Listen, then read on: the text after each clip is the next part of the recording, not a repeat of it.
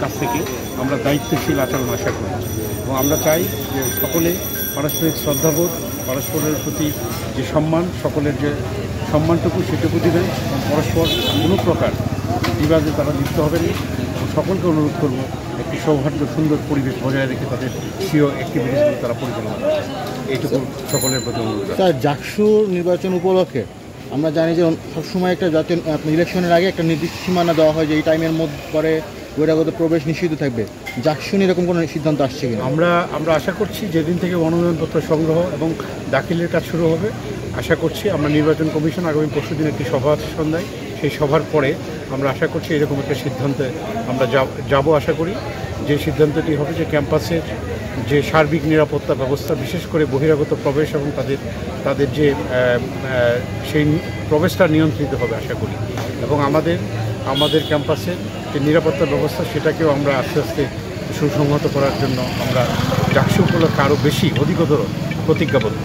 Sir, নিরাপত্তা নিশ্চিত করার জন্য বাহির থেকে কোনো ফোর্স কি ক্যাম্পাসে আনা হবে নাকি ক্যাম্পাসে যে ফোর্স আছে এটাকে আপনারা সময় অনুযায়ী অবশ্যই একটু সময় দেন, আপনারা অবশ্যই জানতে পারবেন। আমরা বিশ্ববিদ্যালয়ের পরিস্থিতি এবং নিরাপত্তা পরিস্থিতি এই জন্য হুমকি হবে, এই হুমকি রোধ করার জন্য যে সমস্ত পদক্ষেপ গ্রহণ করা প্রয়োজন, বিশেষ করে জাকসু নির্বাচন সুন্দরভাবে সম্পন্ন করার জন্য যে সমস্ত পদক্ষেপ গ্রহণ করা প্রয়োজন, আমরা সেগুলো অবশ্যই নিরাপত্তা ব্যবস্থাকে সুদৃঢ়ভাবে আমরা সুসংহত করব নির্বাচনের পূর্বে। স্যার, আজকের এই অবস্থার জন্য আপনারা চিন্তিত কিনা? স্যার, আমরা আসছি, আমরা দেখেছি বিষয়গুলো, আপনাদের কাছ থেকে শুনেছি।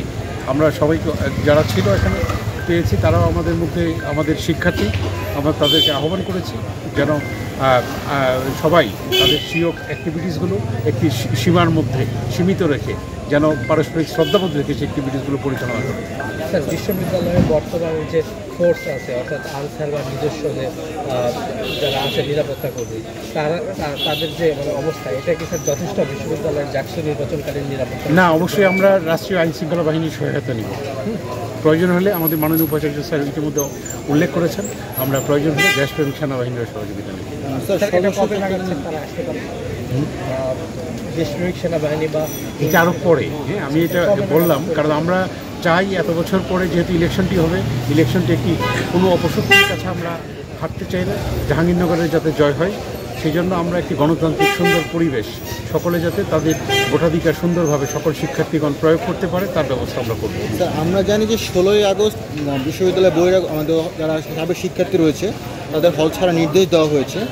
এই প্রক্রিয়ার জন্য সকল হল প্রভোস্টের সাথে আলোচনা করা হয়েছে কিনা, প্রভোস্টরা ওই দিন থাকবেন কিনা? অবশ্যই আলোচনা করা হয়েছে এবং ইতিমধ্যেই বিভিন্ন হলের প্রাধ্যক্ষগণ, আজকেও একটা মিটিং ছিল, প্রাধ্যক্ষগণ আমরা আশা করছি যে 16ই আগস্ট এবং পূর্বাহ্নের মধ্যে যে প্রাক্তন শিক্ষার্থীরা হলে অবস্থান করছেন তারা হল ত্যাগ করবেন। তাদেরকে অনুরোধপত্র ইতিমধ্যেই পাঠানো শুরু হচ্ছে এবং আমরা আশা করি তারা দায়িত্বশীলতার সাথে, তারা আমাদের প্রিয় শিক্ষার্থী, তারা পড়াশোনা শেষ করেছেন বিশ্ববিদ্যালয়ে, শিক্ষাপর্ব শেষ করে এখন তারা কর্মজীবনে যাবেন এবং নতুনদের জন্য দ্বার উন্মোচন করবেন। তাদের যে সিটে তারা আছেন সেই সিট তারা ত্যাগ করবেন। আমরা তাদের সহযোগিতা কামনা করছি।